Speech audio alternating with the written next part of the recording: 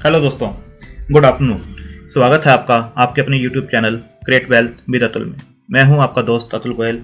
आज हम बात करेंगे वेदांता के बारे में, एक न्यूज जिसका क्या इम्पैक्ट हो सकता है हमारे शेयर होल्डिंग्स के ऊपर, शेयर प्राइस के ऊपर। क्या शॉर्ट टर्म में इम्पैक्ट आ सकता है, क्या लॉन्ग टर्म के इम्पैक्ट इसके हो सकते हैं, वो भी हम देखेंगे।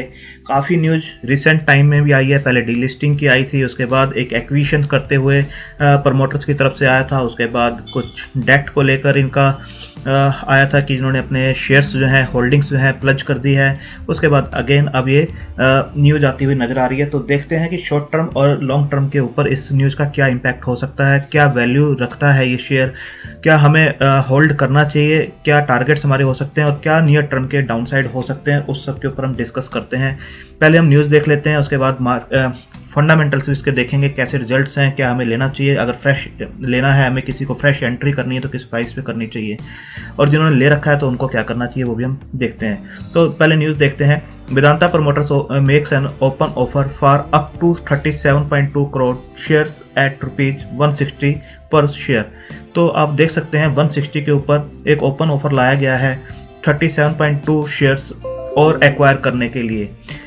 तो ये जो बनता है, the promoter made an open offer for up to 37.2 shares, जो 37.2 करोड़ शेयर्स हैं, जो 10% इक्विटी बनती है इसकी, 160 रुपये पे एक्वायर करना चाहते हैं, which is over and 12% discount to the current market price. जो अभी करंट मार्केट प्राइस चल रहा है वो 182 के आसपास का चल रहा है, और जो ये ऑफर ला रहे हैं वो ला रहे हैं 160 के आसपास का।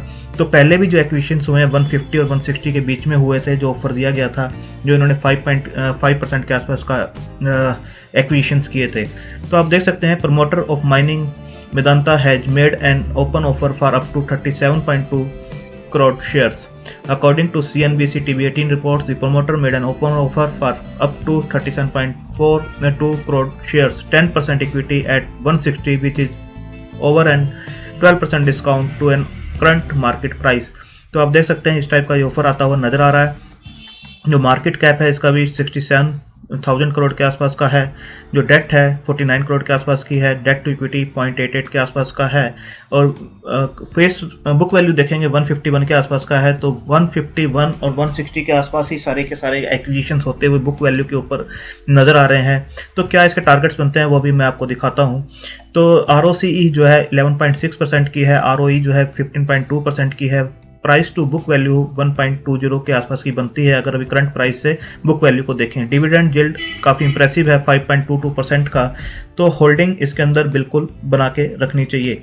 जो कंपनी का मार्केट कैप है वो भी अच्छा है, रेशियोज अच्छी नज़र आती हैं। डेट एक कंसर्न जरूर है इस कंपनी के लिए, जो पहले से चलता आ रहा है। शेयर जो है अपनी 50 डे DMA और 200 DMA दोनों से ऊपर काम करता हुआ नज़र आ रहा है आपको। रिजल्ट्स जो हैं आपको इसके, अगर क्वार्टर ऑन क्वार्टर देखेंगे, पिछले 2 क्वार्टर के रिजल्ट्स बिल्कुल आपको अच्छे आते हुए नजर आएंगे और ये रिकवर होता हुआ नजर आ रहा है। सिर्फ पिछले कुछ क्वार्टर्स में आप देखेंगे, एक क्वार्टर मार्च 20 के अंदर इनका जो है नेगेटिव गया है, बाकी सब क्वार्टर्स में आप देखेंगे कि पॉजिटिव रिजल्ट्स इसने दिए हैं। OPM भी आप देखेंगे इंप्रूव होते हुए नजर आ रहे हैं 27% से 31% के आसपास। तो ईयर ऑन ईयर भी हम चेक कर लेते हैं तो 52,000 की जो सेल हुआ करती थी वो 84,000 के आसपास की है। OPM 48% जो हुआ करते थे वो 24% के आसपास है। बट पिछले कुछ सालों में देखेंगे तो एक रेंज के अंदर इन्होंने काम करना स्टार्ट किया हुआ है। नेट प्रॉफिट आप देखेंगे 1988 करोड़ के जो हुआ करते थे, मार्च 20 में इन्होंने माइनस के अंदर रिजल्ट जरूर दिए हैं, बट जो पहले के जो रिजल्ट्स हैं वो काफ़ी अच्छे इन्होंने दिए हैं और ये काफ़ी अच्छे रिजल्ट्स आगे भी दे सकते हैं। अगर आप देखेंगे डेट को, बुक्स के ऊपर कैसी डेट्स हैं इनकी, तो आप देखेंगे कि रिड्यूस होती हुई जरूर नज़र आ रही हैं, जो कि 77 करोड़ 80 करोड़ के आसपास पहुंच गई थी। अब सितंबर में भी आप देखेंगे 49 करोड़ के आसपास है, जो मार्च में 59 करोड़ के आसपास थी। तो डेट रिड्यूस होती हुई नज़र आ रही है। शेयर होल्डिंग पैटर्न को देखेंगे, ये अब आपको चेंज होता हुआ नज़र आएगा, क्योंकि 50% जो है प्रमोटर के पास जो है सितंबर क्लोजिंग में है। जब दिसंबर क्लोजिंग आएगी तो उसमें प्रमोटर्स की क्लोजिंग जो है आपको काफ़ी चेंज होती हुई नज़र आएगी। FII के पास जो है 17.50, DII के पास 16.2, पब्लिक के पास 15.68 के आसपास की होल्डिंग नज़र आती है। तो प्रमोटर्स का स्टेक बढ़ाना किसी भी फर्म के अंदर एक पॉजिटिव साइन होता है कि प्रमोटर्स अगर स्टेक बढ़ा रहे हैं तो उनको उस शेयर प्राइस के ऊपर काफ़ी वैल्यू नज़र आती है, फ्यूचर के प्रोस्पेक्टस अच्छे नज़र आते हैं, ग्रोथ नज़र आती है, कॉन्फिडेंस नज़र आता है अपने बिजनेस के अंदर जिस हिसाब से वो बिजनेस कर रहे हैं। तो आप यहाँ देख सकते हैं कुछ टाइम पहले इन्होंने जो स्टेक्स लिया है, आप देख सकते हैं ब्लॉक डील के थ्रू स्टेक्स लिए गए थे। Promoters have fixed the price range 150 to 160 per share for the offer. With this transaction promoter stake in the company will likely to increase from 50.14 to 55.04%। जैसा मैंने आपको यहाँ पर दिखाया, जो 50.14 स्टेक है वो ऑलरेडी ये एक्वायर कर चुके हैं, 55.04 के आसपास जा चुके हैं, जो कि ट्रांजेक्शन्स हुई थी ब्लॉक डील के थ्रू हुई थी थोड़े टाइम पहले, तो 159 के आसपास की डील्स हुई थी। तो आप देख सकते हैं एक जो प्राइस है 150 से 160 के आसपास का एक रॉक बॉटम बनता हुआ नजर आ रहा है। यहाँ पे काफ़ी डील्स पहले ही हो चुकी हैं और प्रमोटर्स भी उसके बीच में एक्वायर कर रहे हैं। अगेन ये जो स्टेक लाया गया है, Vedanta promoters announces open offer to buy up to 10% stake. तो आप देख सकते हैं ये जो स्टेक लाया गया है ये भी 160 के आसपास का है और 10% ये अपना स्टेक और बढ़ाना चाहते हैं, अपनी स्ट्रेंथ जो है प्रमोटर मजबूत करना चाहते हैं। 55 ऑलरेडी है, 10% और एक्वायर करते हैं तो 65 तक पहुंचते हुए नजर आएंगे। तो ये भी स्टेक जो है 160 रुपीज़ का प्राइस रखा गया है, इसके रखा गया है, तो 12% डिस्काउंट के ऊपर है। 182 का प्राइस अभी चल रहा है, 160 के आसपास कहा जा रहा है। Promoters has increased their stake from 50.14 to 55% last month, जैसे मैंने आपको बताया, through block deals to buy another 10% at 160 per share. Promoter will have to shell out 5952 crore. तो आप देख सकते हैं प्रमोटर 55 to 65 तक जाना चाहते हैं, प्राइस रेंज रखी गई है 160।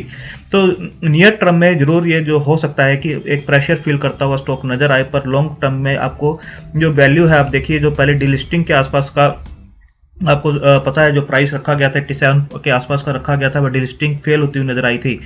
तो अब जो प्राइस उस टाइम पे LIC का जो स्टेक था, इसके अंदर आप देख सकते हैं LIC had a stake of 6.37% in Vedanta, और उन्होंने जो इसकी फेयर वैल्यू बताई थी वो फील ₹320 द फेयर प्राइस। LIC के जो MD हैं उन्होंने बताया था जो हमारा स्टेक है उसकी जो वैल्यू बनती है 320 रुपीज़ पर जो शेयर है उसकी वैल्यू निकल कर आती है।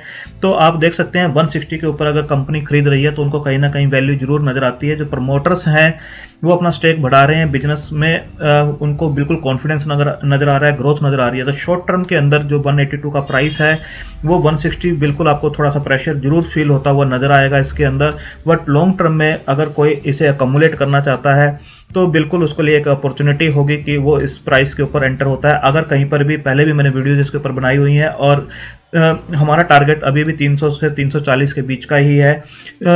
इमीडिएटली नहीं आती हैं टारगेट्स, टाइम लेती है। जब भी कोई कंपनी ग्रोथ करती है, टर्न अराउंड होती है तो टाइम बिल्कुल लगता है, बट जब वो चलती है तो अच्छे आपको रिटर्न्स देती है।